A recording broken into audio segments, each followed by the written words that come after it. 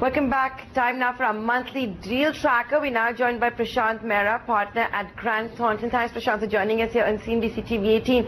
In this report that you've written, you talk about how 2016 has begun on such a subdued note with total deals of around $3 billion as compared to $4.5 billion in January 2015. What I want to begin by asking you is that while you think it was subdued, let's not forget that January also coincided with the global carnage of the equity markets. You've seen a lot of volatility in the currency markets. So do you think it's been subdued because a lot of deals are getting reworked, or do you think this is being driven by bad sentiment? Hi Nantara. I think it's a bit of both. I mean, yes, you're correct that the year started on a very subdued note with just $3 billion clocking it as compared to $4.5 billion last year. But that, if we do that comparison, it's really been because of the two big ticket transactions same time last year, which was the Suzlon and the Herman Symphony transaction, which itself was about $2 billion or so collectively. So if we take that out, we haven't really started as bad as it seems so. But yes, it's also true that, you know, whatever has closed in January is a result of the work which went around in December. In December, half the year anyways is a holiday period. Also with the Asian markets playing games, yes, a lot of deals have gone back on the burner or the drawing table. With whatever's recently happened, I think the effect of that we'll probably see sometime in December, which again will be a very laid back month because there'll be a lot of optimism riding on the budget, so deals could be on the back burner.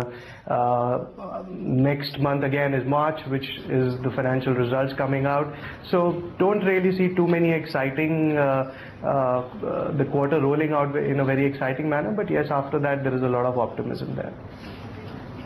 Okay, so February is always usually a slow month, so everybody wants to see what the finance minister announced in the budget. March, like you said, is the year ending, so maybe we shouldn't expect anything until April. That's despite the mega Make in India week, the Startup India that we saw in the month of January. Prashant, the next question that I wanted to ask you was that despite you giving such a subdued outlook for the next 2-3 months, which are the sectors that continue to buzz, or which are the new buzzing sectors? So if we look at the activity in January, the clear leader is again, like the past couple of quarters, has been e-commerce, which contributed about 20% of deal values for the M&A sector and close to 50% of the deal values for the private equity sector. So I think the investor confidence will be on the IT, ITES, e-commerce sector. Other than that, we've seen telecom clock some significant value as well, along with pharma and healthcare, which has again been a trending sector.